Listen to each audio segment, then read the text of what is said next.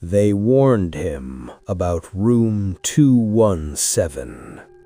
Not with signs, not with locks, but with silence. The kind of silence that fills a room when everyone already knows the answer, but no one wants to say it out loud. Because room 217 was never locked. It was never sealed. It was never empty. It was waiting. And the moment Ethan Carter heard that first knock, it had already chosen him. West Hollow University sat deep in the forests of Oregon, miles from the nearest town, miles from anyone who could hear you. In daylight, it looked normal.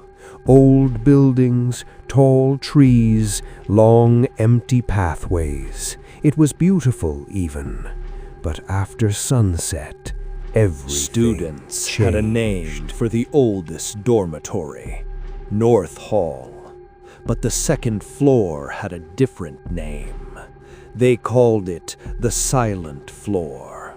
Not because it was quiet, but because anyone who stayed there too long eventually stopped speaking. At the very end of that hallway was room 217.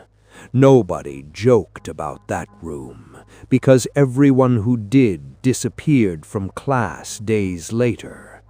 Ethan Carter wasn't afraid of stories. He was a journalism student, and journalists don't chase ghosts, they chase proof. He wanted something real, something undeniable. By day 3, room 217 found him. Every time someone mentioned it, they changed. Their voices dropped. Their eyes shifted. One student whispered to him, "If you hear knocking, don't answer it." That night, Ethan heard it. Knock, knock, knock. Slow, patient, like something that had been waiting. His roommate, Lila, sat up and said, "Tell me you heard that." Ethan opened the door. The hallway was empty, completely silent, except at the far end, room 217 was open. The next morning, Ethan went looking for answers. The archives had nothing, or almost nothing. Most records were missing, erased, or rewritten. Until he found one file, hidden, forgotten. Inside was a document labeled Incident Log, Project Hollow Eye. It described events stretching over years, students hearing voices from an empty room, a security guard refusing to enter, 3 students going inside and only 1 coming out, never speaking again. The room was sealed in 2015. In 2018, the seal was found broken from the inside. At the bottom of the file, there was a handwritten note. "It doesn't trap people, it replaces them." And below that, one final line. Subject 12, still active. There were no earlier subjects listed. No Subject 1, no Subject 2. It was as if everything before had been erased. Noah Blake was the only one willing to talk. They met off campus, far from North Hall. Noah said the room wasn't haunted. It was a recording, a broken recording of time. When you enter, it doesn't take your body, it replaces you. The real you stays inside, learning, watching, practicing how to become you. Then Noah stopped speaking. He looked past Ethan and whispered, "You've already been there, haven't you?" Ethan turned, but there was nothing there. When he looked back, Noah was gone. Not through the door, not through the window, just gone. Only his phone remained, playing a recording on loop. Knock, knock, knock. That night, Ethan went back. Lila refused to let him go alone. They walked through North Hall at 2 a.m. The building felt wrong, like the walls were too close, like the air hadn't moved in years. At the end of the hallway, room 217 stood open. They stepped inside.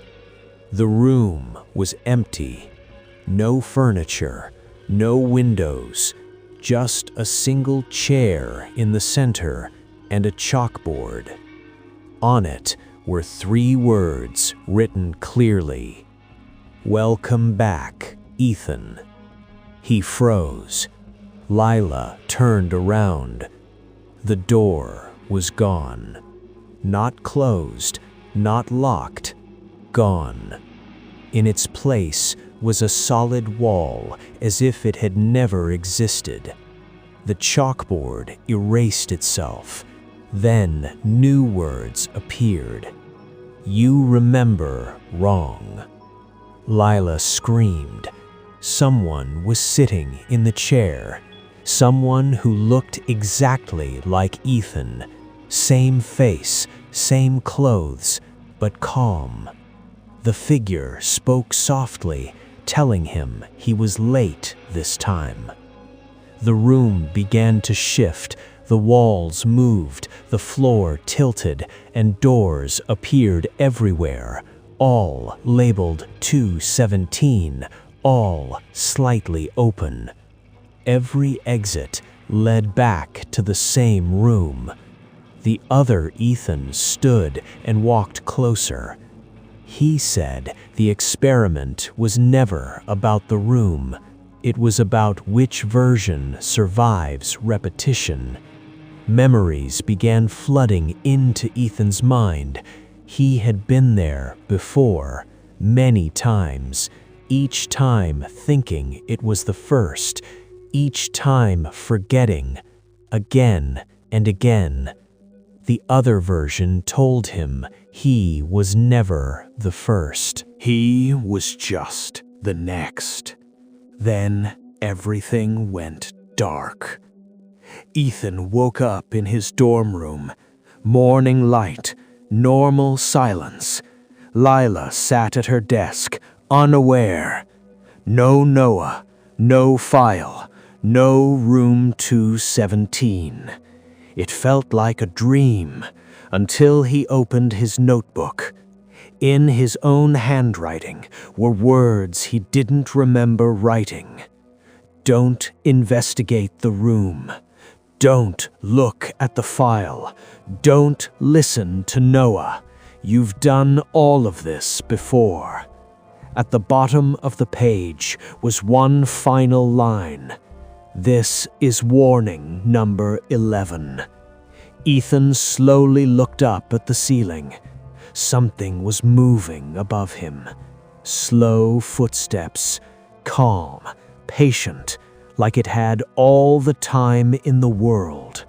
Because room 217 was never a place. It was a process.